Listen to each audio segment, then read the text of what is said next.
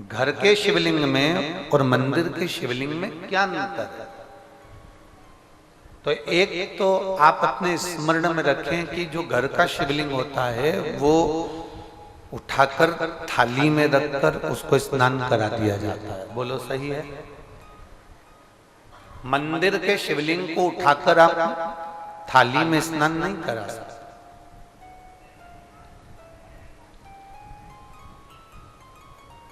मंदिर के शिवलिंग को आप थाली में उठाकर स्नान नहीं करा पाते।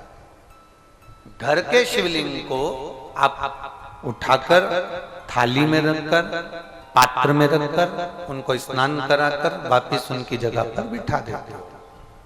और मंदिर का जो शिवलिंग होता है वो स्थिर होता है, उसको उठाया नहीं जाता, उसको हिलाया नहीं जाता, वो स्थिर है। वहां पर आप जल चढ़ा दो, वहीं पर पूजन कर दो, वहीं पर अर्चना कर दो, वहीं पर आनंद पाओ। पर ये एक छोटा सा अंतर है। इसका विशेष अंतर क्या है? एक विशेष अंतर ये भी आता है घर के शिवलिंग में और मंदिर के शिवलिंग में कि घर में जो शिवलिंग होता है वो छोटे से छोटा होना चाहिए।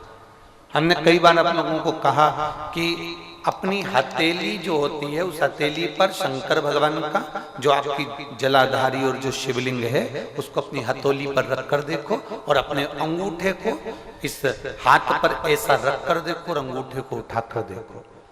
जितना बड़ा अंगूठा है, जितना बड़ा ये उंगली का अंत है, बस यहां से लेकर यहां तक का शिवलिंग, इससे जितना छोटा होता चले जाए, जितना छोटा होता चले जाए, जितना छोटा होता चले जाए, उतना बड़ा शिवलिंग अपने घर में रखना चाहिए। इससे बड़ा अगर शिवलिंग है तो उसको मंदिर जैसी सेवा की फिर जरूरत पड़ती है। घर में जैसे थोड़ा बड़ा शिवलिंग आया, जैसे बड़ा शिवलिंग इस अंगूठे से, इस उंगली से बड़ा शिवलिंग जैसे ही चालू हो जाता है, फिर उसको मंदिर जैसी अर्चना चाहिए। उसको सुबह शाम आरती भी चाहिए, उसको सुबह शाम बेलपत्र भी चाहिए, उसे सुबह शाम स्नान आदि पूजन प्रदोष का आदि सारे अनुष्ठान जो पूर्ण होते हैं मंदिर में वो पूरा देना पड़ता है।